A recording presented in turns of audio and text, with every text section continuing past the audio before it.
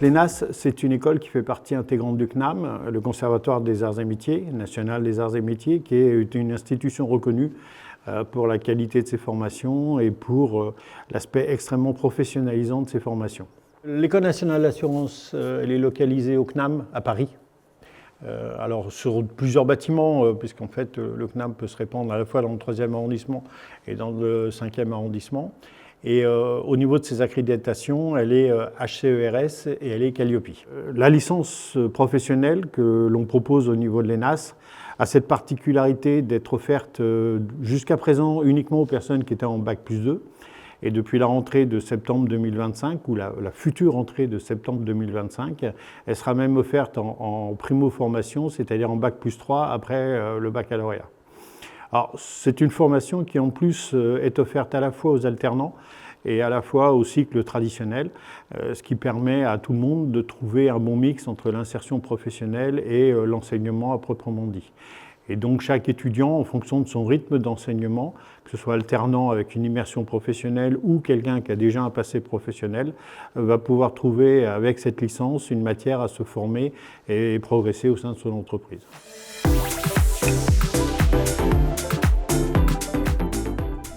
Alors, le secteur d'assurance actuellement traverse de profondes mutations, comme tous les secteurs de la société, en particulier l'assurance, comme elle est extrêmement impliquée dans la vie de la société. On a 3 axes principaux de transformation auxquels l'assurance et la branche assurance et donc la formation à l'assurance nous confrontent. La première des choses, bien évidemment, c'est la transformation numérique.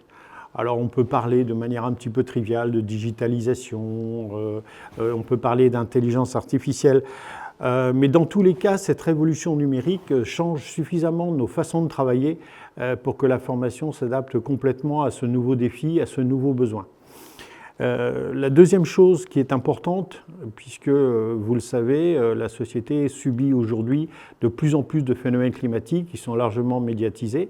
Donc ces phénomènes climatiques d'importance imposent aussi, dans le cadre de notre formation, d'avoir une approche technique sur la maîtrise de ces risques et sur la manière dont l'assureur peut apporter une réponse à cette situation emblématique. Franchement, le risque climatique devient une préoccupation importante à laquelle il faut savoir faire face. Et puis, il y a aussi, quand même, ne les oublions pas, nos clients qui ont des attentes nouvelles, qui, elles aussi, ces attentes s'appuient à la fois sur des bouleversements de la société, sur de nouvelles façons de consommer, mais également sur des nouvelles technologies où le client souhaite avoir un phénomène d'interaction plus abouti avec son assureur. Donc très clairement, à partir du moment où l'ambition de l'École nationale d'assurance et de sa licence, c'est de caler sur des besoins professionnels, sur des besoins des entreprises, notre formation elle est là pour permettre à nos étudiants d'accéder à un niveau de spécialisation, un niveau de technicité qui permet à l'assureur d'apporter ses réponses à travers l'ensemble des personnes qui interagissent avec sa clientèle.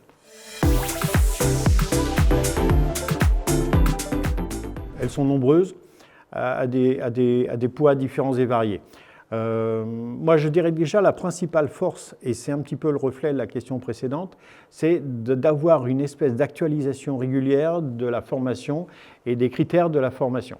C'est-à-dire que très régulièrement, on change un petit peu le modèle d'enseignement, le contenu des enseignements pour répondre à ces fameux grands défis.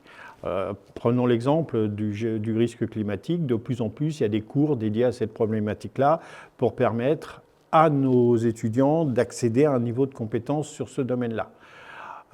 Et ça se fait avec un rythme, alors pour citer l'exemple de l'alternance, ça se fait avec un rythme qui permet aussi l'assimilation. C'est une semaine de cours, 3 semaines en entreprise, ce qui permet à travers le côté immersif de mettre immédiatement en application ce que l'enseignement a pu dispenser. Donc ça, c'est un facteur qui est pour moi extrêmement discriminant, extrêmement riche et extrêmement important à avoir en tête. Ce qui distingue la formation aussi, c'est qu'elle est faite par et pour les assureurs. Alors par et pour les assureurs, c'est qu'en fait, il y a beaucoup d'interactions avec le monde professionnel de l'assurance. Et dans le cadre de cette interaction, on capte régulièrement les besoins de ces assureurs, de ces employeurs assureurs vis-à-vis des personnes qu'ils intègrent et des personnes qu'ils ont pour les perfectionner. Cette interaction, soyons prétentieux, cette interaction nous donne un critère d'excellence parce que c'est quelque chose qu'ils traduisent, eux, en termes de qualité de l'enseignement et en termes de compétences acquises par nos différents étudiants.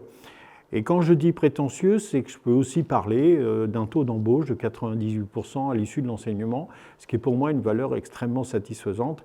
98% des jeunes qui viennent nous voir trouvent un emploi dans le monde des assurances à l'issue de leur formation. Je trouve que c'est un point assez remarquable et c'est pour ça que je me permets de le mettre en avant. J'ajouterai aussi que parmi les points forts, outre les partenariats avec les grands groupes d'assurance, Allianz, Aviva, AXA, Generali et autres, c'est aussi au niveau de la qualité des intervenants. Une bonne partie des interventions en cours se fait par des professionnels de l'assurance et des experts de la question à traiter. Donc ça crée une espèce de mix de compétences entre des professeurs de nature plus académique, maths, français et autres, et des professeurs qui sont en fait pas par nature des professeurs, mais qui viennent dispenser leur savoir, leur expérience et leurs compétences professionnelles. Je crois qu'une des caractéristiques, c'est le fait de confronter un monde d'étudiants qui a envie d'apprendre avec des professeurs qui traitent de la matière qui est censée leur être enseignée. Ça donne un caractère extrêmement dynamique et ça donne un caractère extrêmement concret. Je pense que c'est aussi ça qui fait que le côté symbiose entre l'école et la profession donne le résultat que j'évoquais tout à l'heure.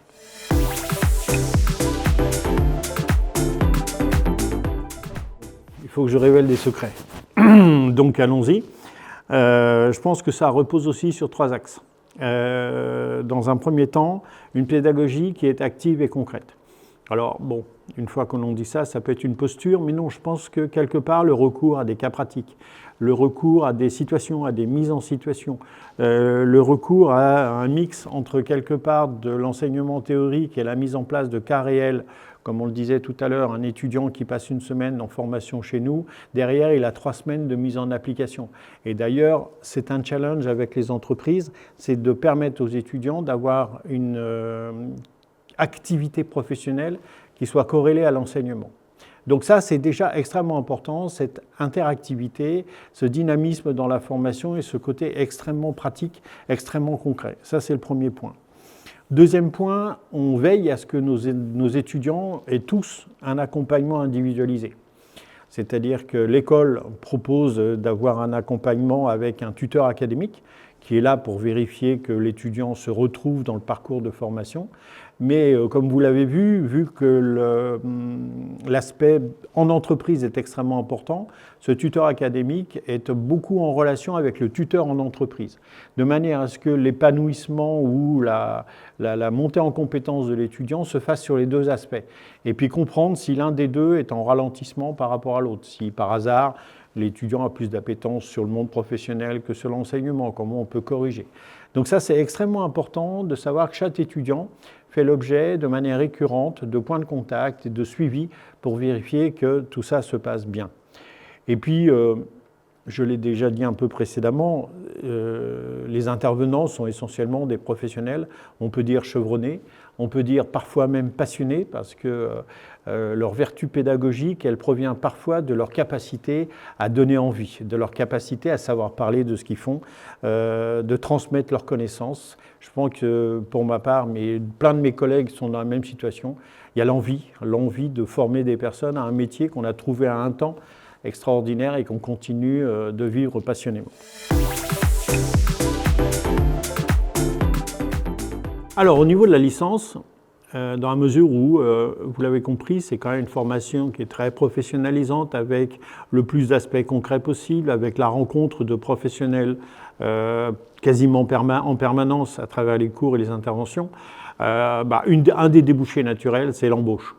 C'est-à-dire que quand vous obtenez une licence, vous pouvez être souscripteur, vous pouvez être conseiller en gestion de clientèle, vous pouvez être en gestion de dossiers, indemnisation, qu'on appelle des gestions de sinistres. Ça, c'est quelque chose que vous pouvez spontanément faire et trouver une place dans l'entreprise avec un diplôme de cette nature. Et puis, il y a des étudiants qui ont goûté la matière, ont goûté l'enseignement. Je ne vais pas parler de vocation, mais ils ont l'envie.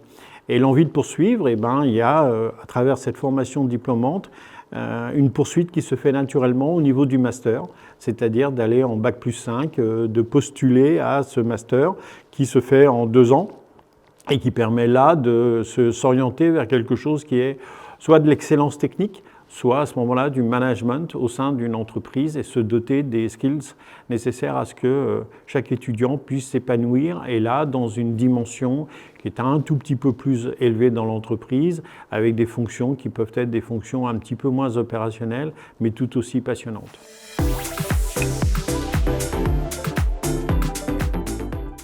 Alors, nous, ce qu'on aime, par-dessus tout, c'est quelqu'un qui est curieux. Quelqu'un qui est curieux parce que le monde des assurances est un monde qui nécessite de la curiosité, tant la variété des risques qu'on assure est grande et qu'elle est directement empreinte au phénomène de société. Donc la première des choses, c'est une vraie grande curiosité. La deuxième chose qui va avec la curiosité, c'est la capacité d'écoute.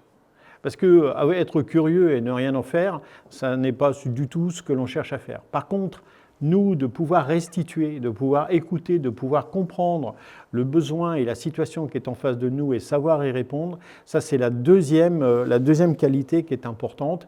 Et bien sûr, si elle est enveloppée dans une qualité relationnelle avérée, c'est d'autant plus important que le client va se sentir écouté et va avoir une relation de confiance bien matérialisée. Donc ça, c'est ce que je dirais, c'est le fondamental de ce que la personne doit être pour s'épanouir dans l'assurance. Et puis après, au-delà de devenir, parce qu'il y a de la lumière dans l'école, si elle est motivée et qu'elle y trouve du sens et qu'elle y trouve des vraies opportunités, soit par le bouche à oreille, soit par des lectures sur ce que peut lui apporter une carrière dans l'assurance qui est extrêmement variée. Dans l'assurance, on peut faire 15 métiers pendant une carrière, il n'y a absolument aucune barrière à ce genre de choses. Eh bien, si la motivation et si l'implication de l'étudiant qui se présente à nous et qui nous explique qu'il vient là parce qu'il sent qu'il y a quelque chose à faire, à ce moment-là, il est déjà pratiquement, les portes sont grandes ouvertes. Et si en plus il démontre des qualités d'organisation et c'est une grande capacité à travailler en équipe, ça c'est les challenges de l'entreprise. On ne peut plus ne pas travailler de manière organisée, on ne peut plus ne pas travailler en équipe. Le travail individuel, c'est quelque chose qui s'est complètement tari dans les entreprises. Alors nous avons là le profil de l'étudiant idéal. Alors celui qu'on déteste, c'est celui qui ne dit pas 2 mots pendant l'entretien, c'est celui qui vient là par hasard et qui nous demande d'abord s'il y a assez de jours de vacances dans le monde des assurances plutôt que de savoir quelle est la qualité de ce que l'on peut lui apporter dans cet enseignement.